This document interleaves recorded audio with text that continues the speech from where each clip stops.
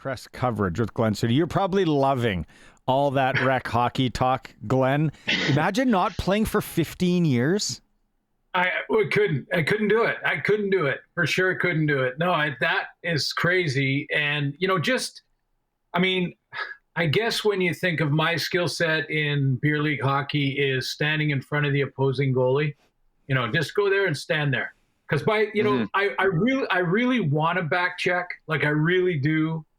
But by the time I back check, it's already turned around and going the other way. So I sort of end up just keep chasing it. So I just say, I'll tell you what, I'll stay in this sort of middle of the ice neutral zone area. When you guys get it out of our end, then I'll go stand in front of the goalie. So I guess I could still do that after 15 years. Okay. Chikai. We're going to go back to a couple of weeks ago when Glenn said that guys like to take liberties on him because he's from TSN and he's playing hockey with them. And he's like, everyone wants to take a run at the TSN guy. I think the news flash here, Glenn, is guys like to take a run at you because you stand in front of the goalie in beer league hockey and you cherry pick. So there's your two reasons why guys take runs at you. So, sorry to spill the beans. Okay. Stand in front of the net guy. Get out of the way. This is beer league. Yeah, but the funny thing is, Barney, like I love that battle. Like the defenseman and usually I try to hope, like I hope that they're one of their best skating defensemen. So if I tie him up in front and the second best skating defenseman has to try and get the puck behind the net and blah, blah, blah, and all that with our forecheck going, I'm in there, and I love that battle. Like that is a legit hockey thing. He's trying to move me out of the middle. I'm trying to plant my legs and stay in there. I'm trying to see what the goalie's doing and get in front and be ready for any type of tip or anything like that. But the ones that the liberties were often in the corners. When I'd go in on a little bit of a forecheck, and here comes the guy. He knows I'm the TSN guy. And in a league with no hitting, there is no hitting in beer league here in North Vancouver, and all of a sudden I'm getting plastered into the glass. But like I said, I'm good with all of it as long as they don't run our goalie or take a liberty on our best guy. Then that's an issue for me. Joining us on the Western Pizza guest hotline to talk CFL football is Glen Suitor. Glen, let's start with the Riders first. There's been a lot over the last 2 days. How are you assessing things? I don't know if it's too early to give a grade to what the Riders have been doing. Which ones jump out at you? Well, Tavon Campbell's is, to get him back in the Canadian Football League first. You've got a player that could play probably, any position in the secondary, but I'm sure they'll put him out there at corner where he's been. And, that's a ratio buster in a big, big way. A guy who went back in his combine days, I believe he ran like a 4.2 something. I mean, I've never been big on putting too much emphasis on the testing results. I rarely see a guy come out of a 3-point track stance in a football game, so I never put too much weight in the 40 times, things like that. But he ran a blistering fast 40 time in his NFL combine. So he can get up and run. He can play a lot of different positions. And again, Canadian in there is excellent. Mike Rose, we talked about on Thursday, Barney, when you were away, and I think that is an excellent signing because he is such a skilled D lineman that can play both inside or out, but he's also going to be motivated. He's going to have a chip on his shoulder, especially when they play Calgary. It's going to be one of these, let me show you again, why I've been an all-star in this league. And, I didn't think he had a great second half of the season in Calgary last year, but that's what I mean. He'll be ultra motivated. So I love those two signings. But I've been like you guys. I've been on my phone just kind of updating every few minutes going, wow, this negotiation window, they might as well just say, hey, let's just open it up, sign your players if you want, why wait for allow for the team that may be losing a free agent, maybe allow for them to counter, and if they don't counter or the player doesn't like it, he moves on. Yeah, because I was going to say, Glenn, that's the thing that around here in our office space, they said, I thought it was supposed to be February 11th.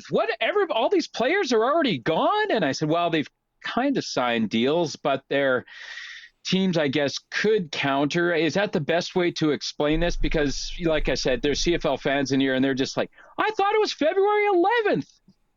Yeah, well, no, none of the contracts at this point until February 11th, unless, they have to wait until the 11th to register the contract with the league office.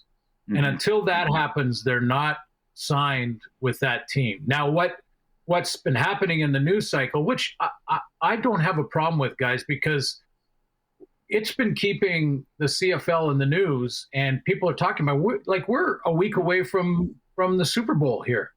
And there has been a ton of social media stuff on Geno Lewis and everybody that's moving around. Kenny Lawler moving to the east in Hamilton. And, a guy who Saskatchewan knows how dangerous he can be, and that when you think about that playoff game. So, I've been intrigued, keeping track, trying to keep a list of guys that are still available, things like that. But the two big ones that we've talked about for a couple of weeks now, the two big ones are Geno Lewis and Kenny Lawler, and they both look like they've agreed to new deals with new teams. But again, these deals aren't finalized until the league office gets the contract after that 11th date. So these are just sort of, I give you my word that we'll take this deal. The team that has the current free agent like Geno Lewis and Edmonton, they could still counter, and that could still change. Mm-hmm. So these are really, they're not rumors, because the agents are saying, hey, we've agreed to terms. Yeah. Verbally. Lawler, I think it was 3 Down Nation that had allegedly Lawler's in the neighborhood of $275,000 to Hamilton. Go nuts, I say. It's a lot of dough for a receiver. Yeah, he had a good year last year, a year older this year. I don't know. Okay, it's like Tommy Tuesday here in Saskatchewan, though. So this one hasn't been confirmed by the Riders. This is just Justin Dunk, our man, on Twitter had it, that the Riders have agreed to terms with quarterback Tommy Stevens from the Calgary Stampeders, who, Glenn, here we see him if you're watching the stream, he's kind of that third and short specialist. Now, how do I put this? Are we at the point where we want to use an import spot on a third and short specialist? Is that where we're going in the league, or some teams? Yeah, no, I think this is the way you should go. And I think Tommy Stevens still has a future if you look at him as a possible guy down the road. He's not there yet. He's not ready yet. But in the meantime, my play-by-play partner, or one of them, Dustin Nielsen, him and I, in one game that we were covering Calgary, we decided as a sort of fantasy short yardage player, who would you pick? Because there's some real good ones in the league. Tommy Stevens was my pick for the fantasy short yardage guy, because he's a big, powerful, great teammate. The other thing is, good friends with Jake Mayer. So they've been in the same quarterback room for a couple of years now, and know how each other operate, and that's going to help as well. So, a couple of weeks ago, we talked about that third guy being a potential to be a future starter, young in age, but could do your short yardage work. And really, they have that guy now in Tommy Stevens. And I think most importantly, also great teammate. And, when you need one, and we're seeing a lot of third down and one offensive staying on the field in the last couple of years, even in minus territory sometimes, when you need one and you get 4 or 5 every time, it gets you that first down. That's first and most important. But it also lifts your team. I mean, the rest of the guys are watching him run over people, and they're just jacked when they get back on the field. So that's a good one. Fancy work by Curtis there. If you're watching the stream, you saw a lot of his short runs. He does it probably better than anyone, like you said, if you're doing that fantasy draft. And then Riders, this one is confirmed by the team because the release came out on paper. Riders add Canadian receiver Tommy Neild from Toronto. Big body, 6'3", 203. I personally like this one. I don't know where this leaves somebody, a guy like Noah Picton, but a nice big receiver with Grey Cup pedigree, Glenn. Yeah, 2 years in a row. Yeah, two Grey Cup rings for Tommy, and a guy who, again, when we talked about Picton, talked about a potential for 800 to 1,000 yard receiver, depending on where they line him up. But one of the reasons that he's not been there yet in his career is because of a lack of opportunity, and that's okay. Sometimes that young Canadian receiver is going to be the wide side guy and not see the ball as much. That's okay. That's part of the developmental part of the Canadian athlete. And but Neild is in that sweet spot. Third year in the league, he's got some experience now. He understands the how to practice when it comes to that championship pedigree, as you mentioned. So that's good. Plus, the Riders got to protect themselves against a Joe possibly sticking down south. Picton's not signed yet, so they're looking to make sure that they have not only depth but guys that can rotate in for Sam Emilus and Kean Schaefer-Baker. I was just going to ask you, Suits. So I haven't had a chance to be on with you in a little while, but with these signings that we've talked about, the last one being Tommy Neild, him on the offensive side of things, of course, but on the defensive side of things, all CFL defensive lineman Mike Rose, as you mentioned, from Calgary, and then Tavon Campbell from his time in the NFL. They may not be flashy, these some of these signings, like Mike Rose and Tavon Campbell, like we just talked about how great they are. But man, to me, especially obviously on the defensive side of things, they seem very, very solid. Like I said, they may not be sexy or flashy like a Lawler, but man, it sure makes me more excited about their defense, which I found the Riders' defense to be quite exciting to watch last year anyway. This just seems to me like something else to get excited about, because that defense just seems to be that much better. Well, it is. And, I think they could still do a little work there. They've got a couple of guys like Miles Brown and Lanier that are still free agents. Now, again, we haven't looked in the last 10 minutes. So you're never sure if all of a sudden a news flash hits the phone. But, I think they need to get at least one of those two. And where does Micah Johnson fit into that as well? But I love the signing for Mike Rose. A motivated Mike Rose is going to be very interesting. We talked about Tavon Campbell, and how, there's another secondary position. You look at they're on the website right now, the Riders website. Look at their roster and look at their DBs. That's going to be an excellent secondary. It's going to be a very good secondary. I still think a guy, 2 weeks ago or Tuesday of last week, we talked about Jake Ceresna. Now it looks like he's committed, so he's gone. But I still see a guy like Robbie Smith in Toronto, who I believe, to my knowledge right now, is still free agent. I think he would be interesting. He's 4 or 5 years now in the league. He's coming off 2 back-to-back years at 6 sacks each year, and so 12 in the last 2 years, and not a full-time player. So he's a rotational player, but he's Canadian, and I think he's really come into his own. Made some big plays in the Grey Cup when it was in Regina and the Argos won. So I look at guys like that and think, he's still out there, and I think the D line is still either signing their own guys for Saskatchewan, or going out and picking up a Robbie Smith or whomever, else. I haven't gone through the whole list, but keep working on that D line.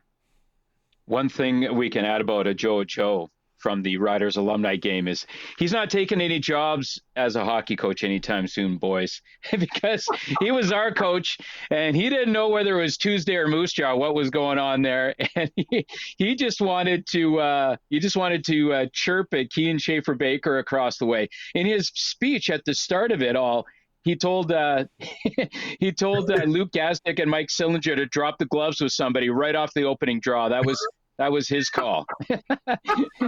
Okay, so coaching hockey out of the question. We'll see how if he sticks down south. We get you back on Thursday, Glenn, and I'm sure there'll be a lot more from them. Oh, the one thing we got about 30 seconds here, maybe a little bit more. Finally, it sounds like Winnipeg's got an OC, eh? Yeah, Jason Hogan. And we talked about, like, what are they doing? Because this free agent window was opening up and they don't have an OC. Like, what kind of offense is going to look like? Well, here's why. They hired from within. You know, it's something, first of all, he's a Canadian guy that coached in U Sports in Quebec, but he's been there for 3 or 4 years now with the Bombers. So that's why they were comfortable heading into this free agent window, knowing that this is probably going to be the guy, and he knows our offense and he knows what we like to do. So that's the answer there. Sounds like Jarius Jackson will be the quarterback coach there. So that'll be interesting how that dynamic works with O'Shea and all that. But like I said, a lot more coming down, and we can do this again on Thursday. All right. When's your next beer league game? Yeah, I haven't played in about a year and a half, and I'm a little. I'm a little. No nervous. time at all. I look like Bambi on ice if I go out there now. Just wait, give it another 14. Just give it another 14 years, Suits, and then get out there. It's no problem. Yeah. Yeah, that's nuts. That's crazy. I'm sure you were icing down the whole body after that one. It wasn't pretty. No. There's a chance your wife sold your gear. Maybe find your gear first. Could be on used Vancouver or whatever the buy and sell is there. Okay, Thursday, Glenn. Thanks so much. You guys, yeah.